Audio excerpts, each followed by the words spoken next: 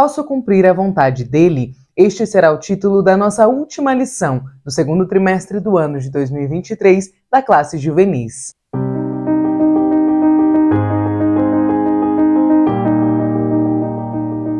A paz do Senhor, querido aluno e professor da Escola Bíblica Dominical. Eu sou a irmã Damaris, sou professora da IBD, na congregação em que sirvo ao Senhor aqui na Assembleia de Deus em Curitiba. E hoje eu estou aqui para que nós possamos finalizar e encerrar a nossa meditação nesta revista em que nós tivemos a oportunidade de estudar ao longo de 13 aulas, incluindo a de hoje, a respeito do que Cristo fez por nós e do que é que nós podemos fazer pelo reino dele.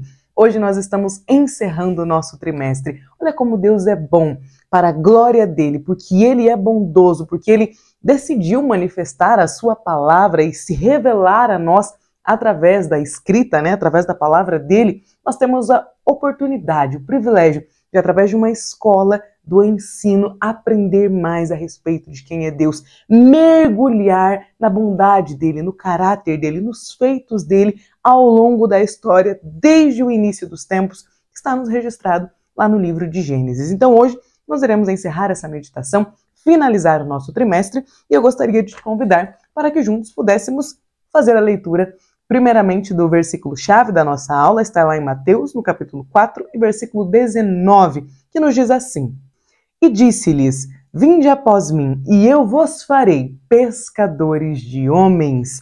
Na leitura bíblica em classe, nós temos o texto de Lucas, capítulo 5, dos versículos 1 até o 11. E aconteceu que, apartando-o a multidão para ouvir a palavra de Deus, estava ele junto ao lago de Genezaré, e viu estar 2 barcos junto à praia do lago, e os pescadores, havendo descido deles, estavam lavando as redes, e entrando num dos barcos, que era o de Simão, pediu-lhe que o afastasse um pouco da terra, e assentando-se, ensinava do barco a multidão. E quando acabou de falar, disse a Simão, faze-te ao mar alto, e lançai as vossas redes para pescar. E respondendo Simão, disse-lhe, mestre, havendo trabalhado toda a noite, nada apanhamos, mas porque mandas, lançarei a rede. E fazendo assim, colheram uma grande quantidade de peixes, e rompia-se-lhes a rede. E fizeram sinal aos companheiros que estavam no outro barco, para que os fossem ajudar. E foram e encheram ambos os barcos, de maneira tal que quase iam a pique. E vendo isso, Simão Pedro prostrou-se aos pés de Jesus, dizendo, Senhor, ausenta-te de mim, porque sou um homem pecador.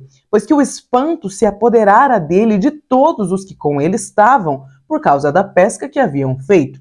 E de igual modo também Tiago e João, filhos de Zebedeu, que eram companheiros de Simão, e disse Jesus a Simão, não temas, de agora em diante serás pescador de homens. E levando os barcos para a terra, deixaram tudo e o seguiram. Amém.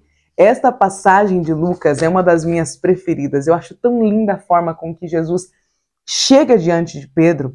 Nós que já temos o privilégio de conhecer o apóstolo Pedro como um dos pastores da igreja primitiva, como Pedro depois de transformado por Jesus, quando a gente lê esta passagem de Jesus se apresentando a ele, quando a gente volta alguns capítulos antes na história de Pedro e a gente percebe o Pedro pescador, o Pedro que não conhecia Jesus, o Pedro que não tinha ideia do que aquele mestre faria em sua vida, eu acho tão lindo, porque me lembra a minha vida, eu acho que lembra a vida de muitos de nós, que antes de conhecermos a Cristo, que antes de sermos transformados, éramos pessoas completamente diferentes. Então nada mais justo do que termos justamente Pedro para ilustrar a lição de hoje que vai falar sobre viver a vontade de Deus.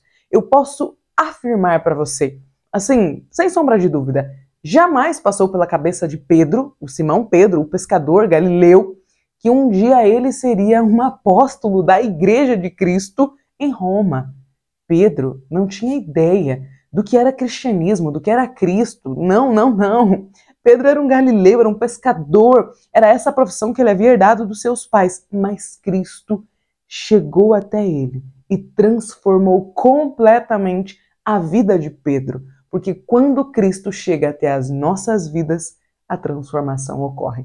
Então, Pedro conseguiu viver a vontade de Deus. Mas e nós? Será que nós também conseguimos viver a vontade de Deus? Bom, a lição diz que sim, diz que é possível. Vamos então começar aqui pelos objetivos. Quais são os objetivos que nós precisamos pensar a respeito deles, organizar a nossa aula baseada neles, para que, ao final dela, os nossos juvenis possam ter estes conhecimentos. Então, primeiro, nós precisamos explicar aos nossos juvenis o convite de Jesus para nós, para todos nós. Segundo, precisamos mostrar a eles que é preciso ouvir e obedecer ao convite de Jesus. E terceiro, precisamos ensiná-los a compreender que podemos discernir a voz de Deus. A gente vive em um mundo onde todo mundo está falando, né? Principalmente por conta do advento das redes sociais, todo mundo tem o que dizer na internet. Mas como discernir, como diferenciar a voz de Cristo no meio da voz da multidão, no meio de tantas pessoas falando? É um dos objetivos da nossa aula de hoje, descobrir como diferenciar a voz de Cristo, como perceber quando é Cristo que está falando conosco. Que encerramento maravilhoso nós teremos, porque este tema, a vontade de Deus, é um tema que fala muito ao coração dos nossos juvenis. Na semana passada eu estava conversando com alguns adolescentes dessa faixa etária, entre 16 e 17 anos de idade, e eles estavam falando comigo justamente sobre isso. Como é que a gente descobre a vontade de Deus? Porque é um tema muito falado no nosso meio, mas afinal, de que forma a gente pode viver a vontade de Deus? Na verdade, o primeiro passo é como é que eu sei qual é a vontade de Deus para a minha vida. Então vamos lá, vamos caminhar pela lição. Se você está aqui, se você já me acompanhou durante todo o trimestre, eu já quero pedir que você, por favor, já deixe o seu like neste vídeo. Se você ainda não é inscrito, seja muito bem-vindo. Aproveita e já se inscreva aqui no canal. Vai ser uma alegria ter você aqui juntamente conosco. E pode deixar o seu comentário, me contar como foi este trimestre, qual das lições mais te marcou, como está a sua classe, se você é o único professor ou se existe um rodízio de professores como tem aqui na minha igreja, por exemplo. Eu consigo ministrar desde a classe de juvenis até a classe de adultos para as irmãs, né, na classe Sara. Então me conta aqui nos comentários como que foi este trimestre, qual a sua expectativa para o próximo trimestre. Eu vou adorar saber como que está aí a expectativa de vocês para a continuidade do ano na EBD, na classe que o Senhor tem colocado na mão de vocês. Mas vamos lá? Primeiro tópico da nossa lição, o convite de Jesus. Primeiro subtópico, 12 homens e um chamado. Como é bom ouvir a voz de Jesus e descobrir qual o chamado dele para as nossas vidas, não é mesmo? É maravilhoso. O mestre chamou 12 homens para serem seus primeiros discípulos. 1, 2, 3. Mais tarde, estes primeiros ajudantes, discípulos, se tornaram e foram chamados, de apóstolos. Cada um dos escolhidos por Jesus tinha uma profissão. Pedro e seu irmão André eram pescadores e Mateus era um cobrador de impostos. Pedro e André estavam pescando com suas redes no lago da Galileia quando Jesus fez um convite muito especial para eles. Vinde após mim e eu vos farei pescadores de homens. Jesus estava convidando os irmãos para abandonarem as redes, abandonarem o conhecido, o que eles sabiam fazer, para que eles pudessem se tornar pescadores de pessoas.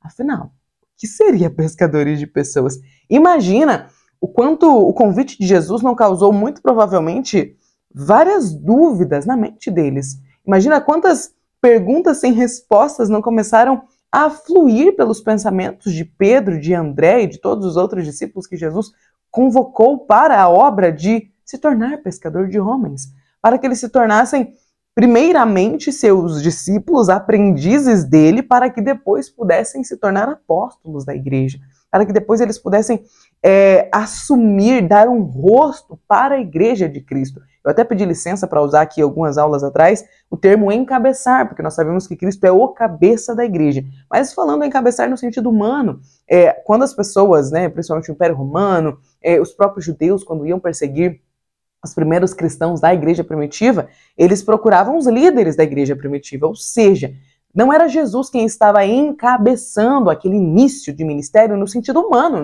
Não era o rosto de Jesus que estava ali, não era Jesus que estava caminhando e liderando as pessoas para o cristianismo. Jesus estava capacitando aqueles homens, mas a pessoa que era vista eram estes apóstolos. Era Pedro, era Tiago, era João, eram eles que estavam ali liderando a igreja. Então, quando Jesus os convoca para uma missão, eles não tinham ideia do que é que Jesus tinha no decorrer da chamada. Eles só ouviram pescar homens, mas como assim? Como é que a gente vai pescar homens? Eu fico imaginando a confusão, porque ao longo da minha vida, e talvez você partilhe, deste mesmo sentimento que eu, o Senhor foi falando comigo a respeito do que Ele tem para a minha vida. Mas nunca o Senhor me disse, eu vou fazer assim, assado, você vai ter tantos anos, eu vou te levar para lá, para cá. Nunca foi assim. Sempre foram pistas que o Senhor vai nos dando e Ele nunca chega e nos conta a história toda, até porque nós não teríamos capacidade para aguentar o tamanho do chamado que o Senhor tem para as nossas vidas. Então o Senhor nos chama para algo, mas Ele não conta tudo o que irá acontecer nas nossas vidas. Imagina Jesus olhando para este Pedro que estava ali pescando, o Pedro que a gente acabou de ler aqui na leitura bíblica, e fala: Pedro, você é pescador agora, mas calma, deixa eu te contar. Você vai ser pastor da minha igreja. Vai ter o cristianismo vai surgir, eu vou morrer, eu vou voltar para os céus depois de ressuscitar, você vai ser um dos líderes da minha igreja em Roma, alguns anos depois você vai morrer crucificado de cabeça para baixo. Pedro ia falar: gente, pareceu um louco aqui. A noite pescando já não foi boa, agora veio um louco aqui. Como assim? Cristo nunca nos conta qual é a vontade integral dele para as nossas vidas de uma vez. O Senhor vai nos revelando ao longo da caminhada qual é a vontade dele, para a nossa vida. O Senhor, ele não chega de uma vez e fala: ó, Paulo, você não, calma, você que é Saulo, um dia você vai virar Paulo e o final da sua vida é morrer decapitado. Por amor a mim, por amor à minha obra, para que meu reino cresça. O Senhor nunca nos conta tudo. Lembra Abraão? O Senhor chama Abraão para que ele venha viver para ele. Chama Abraão da parentela dele, do meio da família dele, para que ele vá para uma terra que o Senhor vai mostrar para ele. O Senhor vai mostrar quando? Conforme você for caminhando. É pelo caminho. Conforme você vai andando, eu vou te mostrando o caminho que você deve seguir, mas não é de uma vez. O Senhor não fala: olha, Abraão, vamos sair daqui, vamos para o lugar tal. Não. A vontade de Deus não é algo que está assim, completamente clara. A vontade que eu digo individual, a vontade geral nós sabemos qual é, mas a vontade individual, qual é o meu chamado específico. E os nossos juvenis estão curiosos para isso, para saber qual é o chamado específico da vida deles. Esta é uma lição oportuna para que a gente possa tratar deste assunto, que às vezes vira meio até que uma espécie de algo meio mágico dentro da igreja, sabe? Uma coisa de, seu chamado, qual é o seu chamado, né? Você já descobriu, você já sabe. É ao longo da vida. Ninguém tem ideia de uma vez assim, numa única palavra, o Senhor não conta tudo o que irá acontecer nas nossas vidas. A gente não sabe, porque o Senhor conhece a nossa estrutura. Ele sabe que aos poucos que a nossa estrutura vai sendo fortalecida, que os nossos ombros vão ficando capazes de carregar tarefas mais pesadas, de corresponder a expectativas maiores, de acatar desafios maiores, mais profundos, mais difíceis. Então a vontade de Deus é algo que vai se revelando aos poucos. Conforme nós vamos atendendo o chamado de Cristo, Ele vai nos revelando um pouquinho mais daquilo que Ele deseja para a nossa existência. Amém? Eu sugiro, professor, que você esteja em espírito de oração. Falar de chamado, falar da vontade de Deus de forma individual é algo muito sério.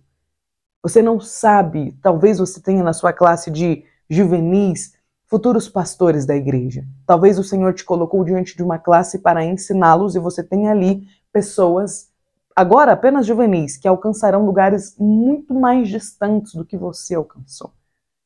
Porque o Senhor faz isso conosco. Ele nos coloca para ensinar e Ele vai usando as pessoas de uma forma com que nós não conseguimos entender. Então, quem sabe você não tem ali na sua classe pessoas que alcançarão lugares muito distantes, que farão coisas maiores do que as que você está fazendo. Então, se coloque na brecha. Deixa que o Senhor fale por você. Estude a lição, é claro, mas permita que o Espírito Santo conduza, que Ele dirija essa aula, porque nós estamos falando de algo muito sério. Nós estamos falando de chamado. Nós estamos falando de propósito de vida. Nós sabemos que o Senhor tem vontade individual para as nossas vidas. Então, este é um momento oportuno para que a gente possa conversar de forma mais profunda, de forma embasada na palavra de Deus com os nossos juvenis a respeito do que é que Deus tem para a vida deles, sobre a vontade de Deus individual para cada um deles. Vamos continuar? Então veja só. Ainda que nós não venhamos a compreender totalmente a vontade do Salvador para as nossas vidas, nós temos que confiar naquilo que o apóstolo Paulo, lá em Romanos, no capítulo 12, versículo 2, nos ensinou sobre a vontade de Deus. Ela é boa, ela é agradável e ela é perfeita. perfeita. Eu posso não achar, eu posso não perceber ela como boa, porque é Cristo quem vai nos transformando, nos tornando capazes de entender que a vontade dele é sempre boa, é sempre agradável e sempre perfeita, porque os pensamentos que ele tem para nós são muito mais altos do que os nossos. O desejo de Deus para a nossa vida vai muito além do que aquilo que nós podemos imaginar, porque foi Ele que nos fez, que nos separou para uma grande obra. Segundo subtópico, conhecendo mais de Deus. Para conhecer mais de Deus e do Senhor Jesus, nós precisamos dedicar tempo à leitura bíblica e à oração. Quando você orar, peça a Deus que Ele lhe mostre, através das Escrituras, o que Ele deseja de você. Ore em todo o tempo, pois o inimigo sempre vai tentar confundi-lo para que você tome a direção errada. Ainda na sua caminhada pelo lago da Galileia, Jesus viu Tiago e João consertando suas redes de pesca. Então, ele também os chamou para segui-lo. Pedro, André, Tiago e João imediatamente deixaram as redes, o trabalho de onde retiravam o sustento das suas famílias. E então, eles seguiram a Jesus. O convite de Jesus, vinde após mim, é para todos nós. Ele também está chamando você para segui-lo. Seguir a Jesus é sempre a nós. 1, 2, 3. Seguir a Jesus é sempre a maior e melhor escolha das nossas vidas. Você pode dizer um amém?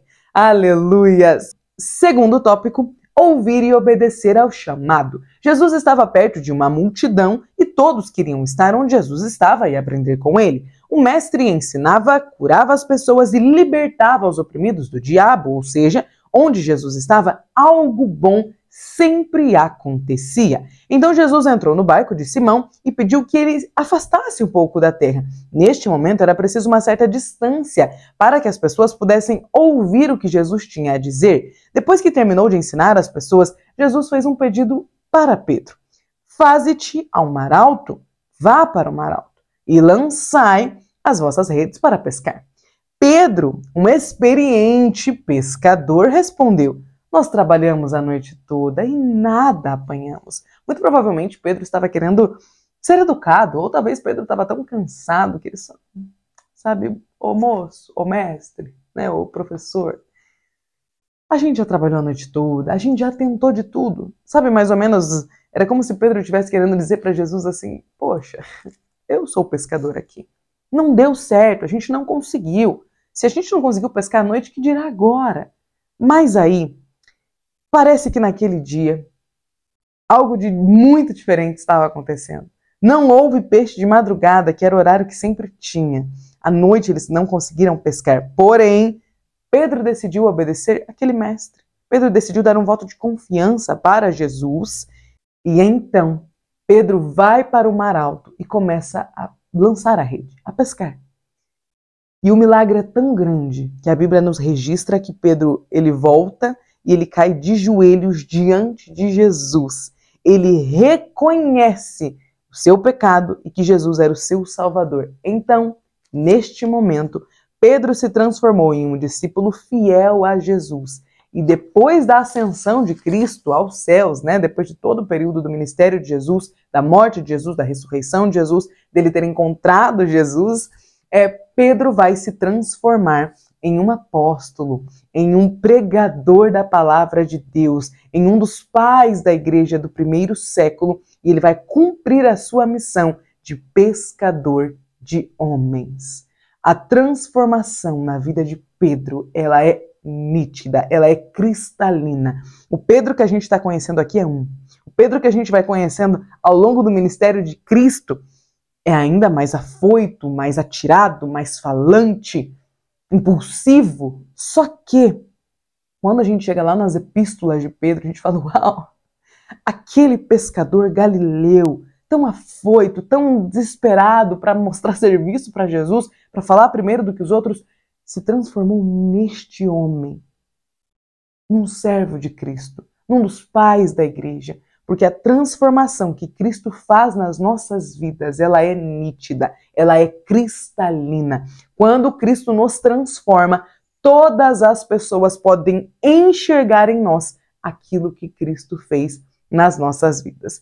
Nós temos aqui O terceiro tópico, será que é a voz do Senhor?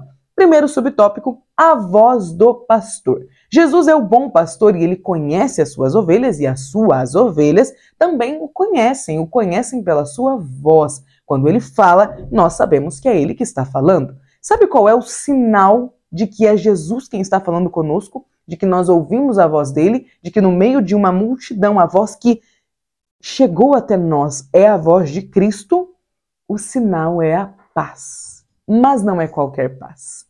Essa paz é aquela que o apóstolo Paulo, lá em Filipenses, no capítulo 4, versículo 7, vai nos descrever como a paz que excede, que ultrapassa todo o entendimento. É uma paz que o mundo, que aqueles que não nasceram de novo, que não tiveram as suas vidas transformadas pelo Senhor, não conseguem entender. Porque é uma paz capaz de fazer com que o homem, o apóstolo que escrevia Filipenses, que estava condenado à morte, que estava preso, escrevesse sobre alegria, escrevesse sobre uma paz que excede todo o entendimento. Como pode um prisioneiro condenado à morte pelo Império Romano estar falando de paz e de alegria?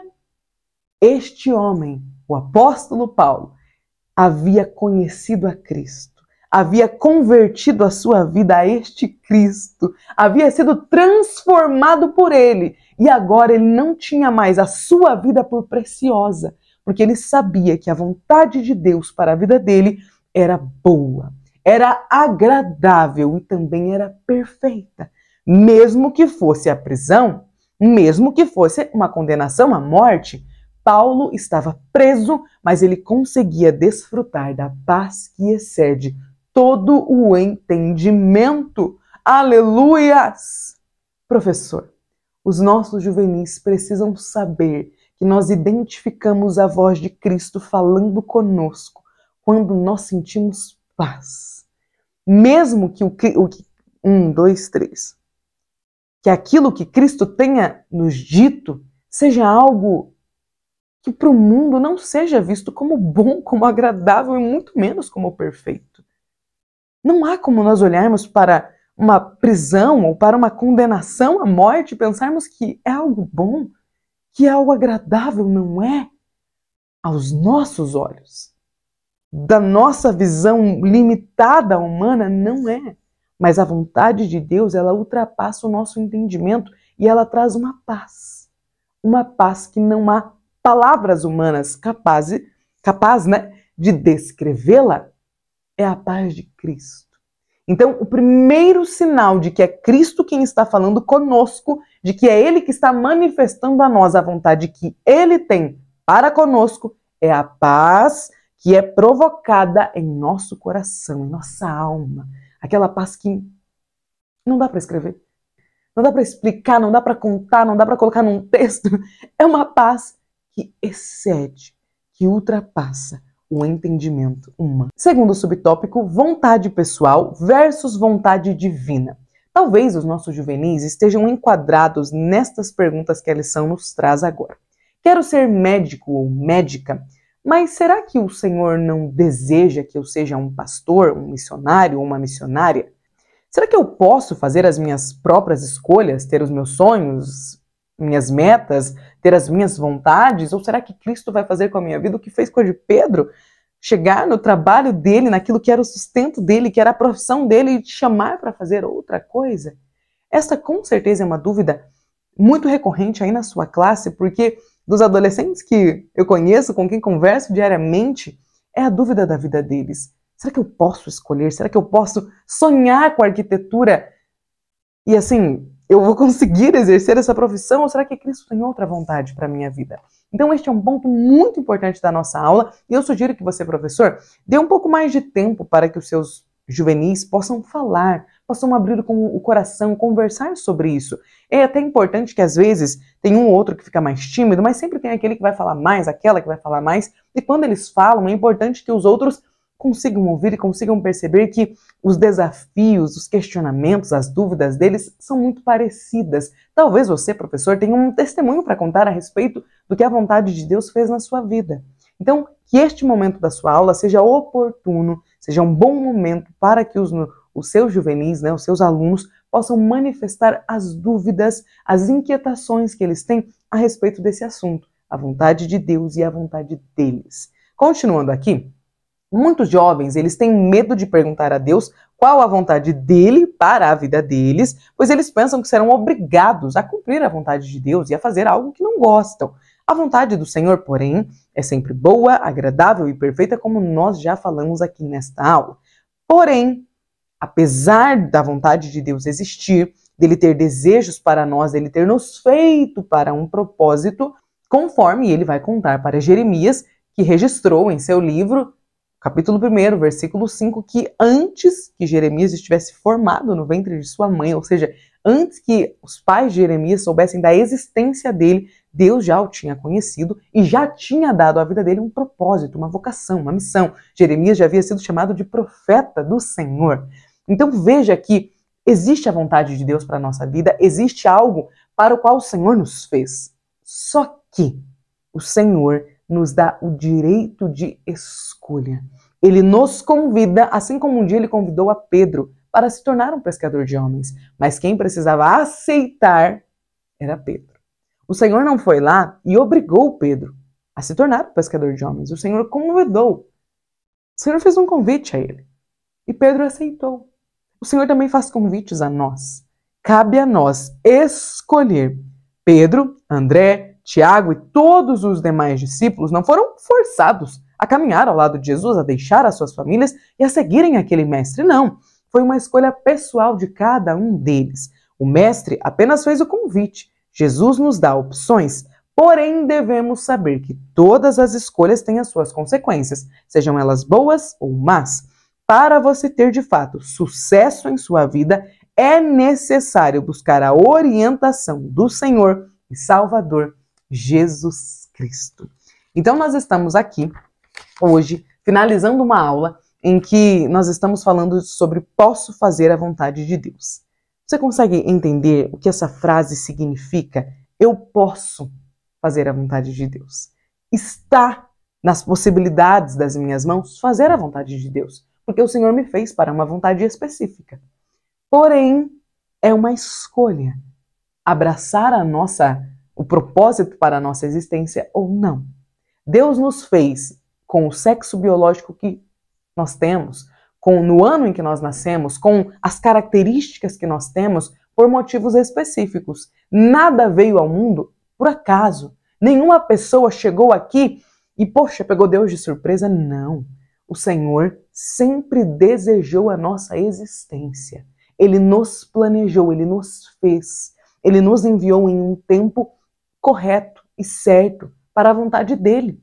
Se nós estamos vivos neste período, é porque o desejo de Deus é que nós pudéssemos servi-lo, adorá-lo e cumprir a vontade que Ele tem para nossas vidas neste período. Então é muito importante que os nossos juvenis saibam que eles podem fazer planos, eles podem sonhar, eles podem ter desejos, sonhar com profissões, mas todo esse desejo, todos estes sonhos, todos estes planos não podem ser maiores, não podem estar tão profundamente enraizados, né, na vida deles, no coração deles, a ponto de que eles não consigam renunciá-los para cumprir a vontade de Deus. Porque às vezes o Senhor permite que um adolescente, que um juvenil sonhe com a medicina, porque a vontade de Deus é que aquele juvenil se torne uma pessoa adulta que sirva ao Senhor e que glorifique o nome dele através da medicina.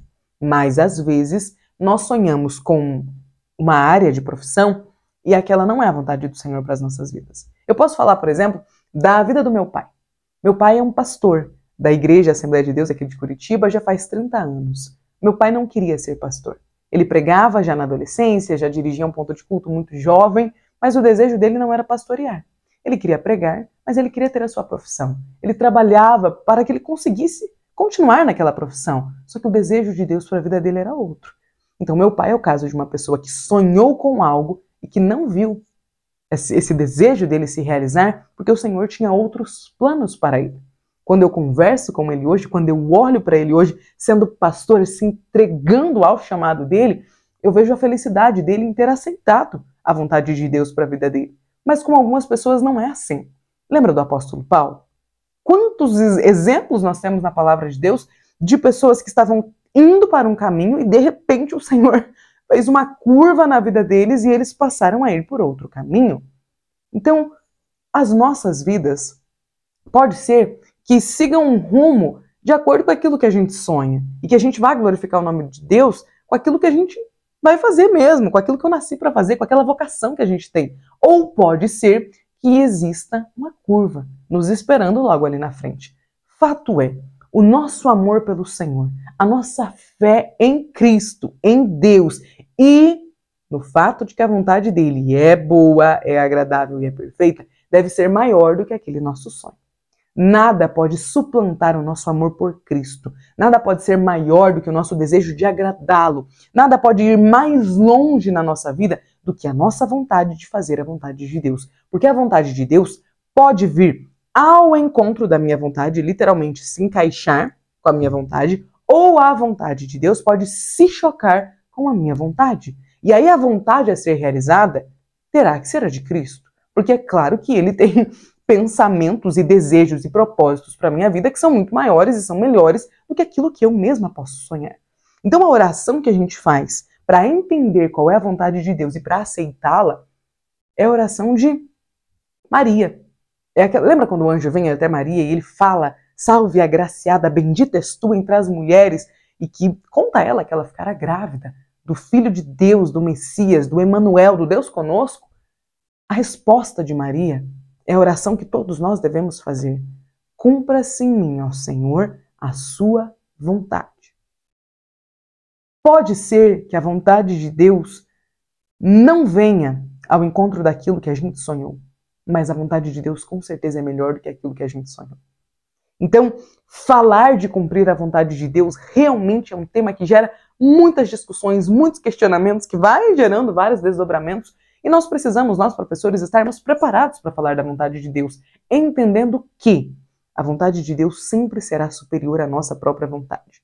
Talvez a nossa vontade seja parecida com aquilo que Deus deseja para as nossas vidas, mas pode ser que a nossa vontade precisará ficar de lado para que a vontade de Deus, para que o desejo de Deus se realize em nós. E aí nós precisaremos estar preparados para abrir mão de algo que a gente gosta, que a gente deseja, porque o nosso amor por Cristo é maior, ou pelo menos precisará ser.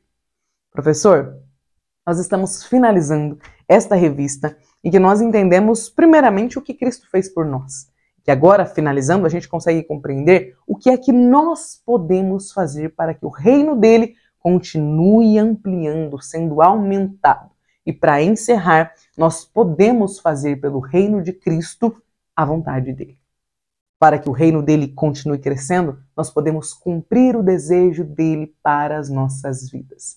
Então, na aula de domingo, na qual você encerrará essa revista, eu te convido a conversar com seus juvenis a respeito de qual aula eles mais gostaram, de como eles conseguem agora falar sobre o que Cristo fez e o que eles conseguem entender, o que eles conseguem falar sobre o que eles precisam fazer. Quais são os papéis que eles precisam adotar, o que foi que, após essa revista, eles conseguiram entender que precisam melhorar, que precisam começar a fazer porque não faziam antes. Converse com seus juvenis, faça uma avaliação a respeito do quão importante foi esta revista para a caminhada, para a trajetória deles juntamente com Cristo. Amém? Professor, aluno que chegou até aqui, Deus abençoe. Muito obrigada. Parabéns por ter se dedicado a se aprofundar, a aprender mais a respeito da obra de Cristo e do desejo dele para a sua vida ao longo destas 13 revistas. Eu desejo que a você, professor, que o Senhor continue abençoando a sua vida, te capacitando, que as sementes que você tem plantado na vida destes juvenis possam gerar bons frutos, não só na vida deles, mas também sobre a descendência da sua casa, da sua família. Deus abençoe e até a próxima aula.